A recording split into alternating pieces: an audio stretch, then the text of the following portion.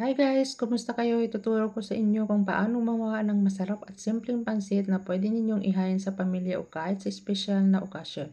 Siguraduhin panoorin ninyo hanggang dulo para malaman nyo ang tips at tricks para sa perfect lagi ang pansit. So mayroon tayong pansit, mayroon tayong mantika, mayroon tayong bawang, sibuyas, ito yung carrots, at ang repolyo, ang ating bagyo beans, at ang toyo natin. Yan yung ating isasahog na manok. At saka yung pork cubes. Pork lang ang ginamit ko. At saka yung mantika. So maghahain na tayo ng ating palayok. So yan din yung pinakamalaking palayok natin. Woo! So mag-init ng kaunting mantika. So yan, ilalagay natin ang ating mantika. Kulang ata yung mantika natin. Aww. Siyempre, dadagdagan pa rin natin ang ating mantika kasi nga kaunti lang ang mantika natin. So, ayan. Magdadagdag tayo ng kaunti. Kinuha ko lang yung aking mantika. So, ayan. Damihan natin ng kaunti kasi pansit yan eh. Hindi maganda yung pansit na dry. So, ayan. Igigisa natin yung ating bawang.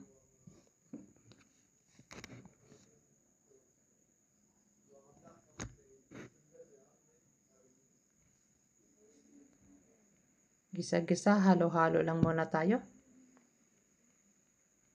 Yan ang golden brown natin. Ilagay natin ang ating sibuyas.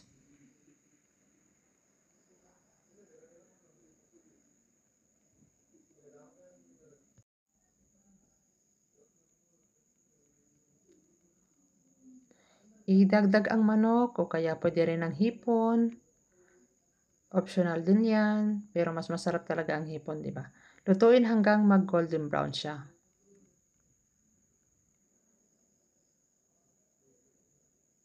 Halo-halo lang natin. Medyo madami-dami yung ating chicken. Oh no! Isusunod natin ang ating gulay.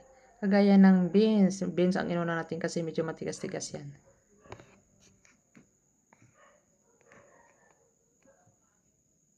So, ayan ang ating carrots.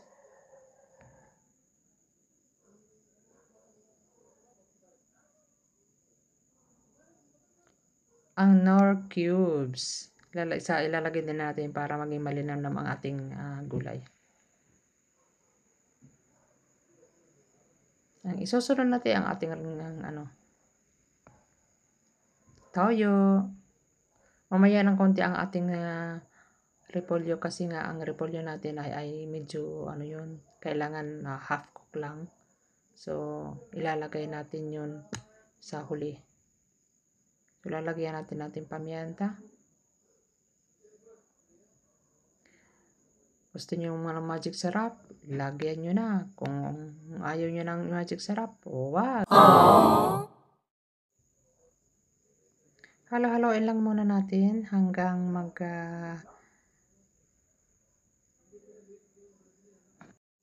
hanggang matunaw yung ating nor cubes. So, ngayon ang isusunod natin ang ating repolyo. So, ayan. Kailangan ang repolyo ay half cook laang. Aba, ayan na oh. Yung pagkatapos nyan ay ating hahanguin kasi kailangan hanguin natin para magluto tayo ng ating noodles. Aww. Madami-dami din ang ating isasahog ko. Yan. Madami din yung ating gulay. So, mas masarap pag marami ang gulay. Diba?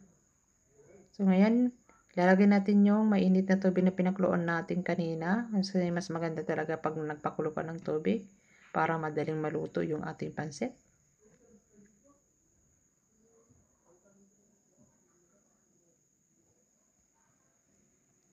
Lagyan natin ulit ng ating toyo para mag-itim-itim. Itim-itim daw, mangitim-itim. O, ang Bisaya.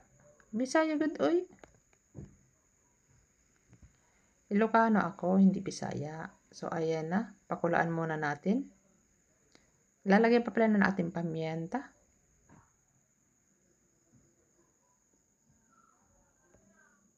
Antayin natin kumulo. At ilalagyan din natin ng magic sarap ng kaunti. At New York cubes pa. Yan, kaunti lang. Para maging malasa-lasa naman ang ating pansit.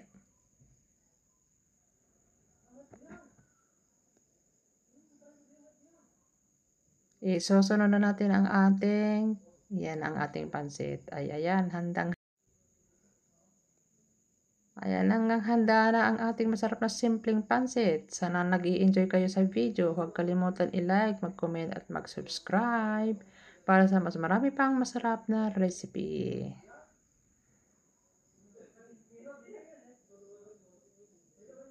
Yes!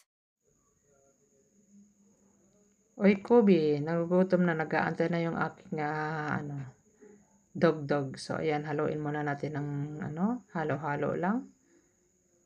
Masyado kasing mataas yung aking kalandyaan, kaya para akong mas maganda kasi magluto dyan sa labas kasi nga mas presko. Kaya dyan ako nagluluto. So, ayan, luto na ng ating pansito. Yan na, ready na ang ating pansit. So, ilalagay ko na yung ating gulay kanina na niluto natin.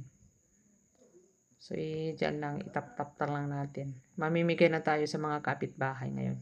Kasi madami-dami nga yung ating linuto.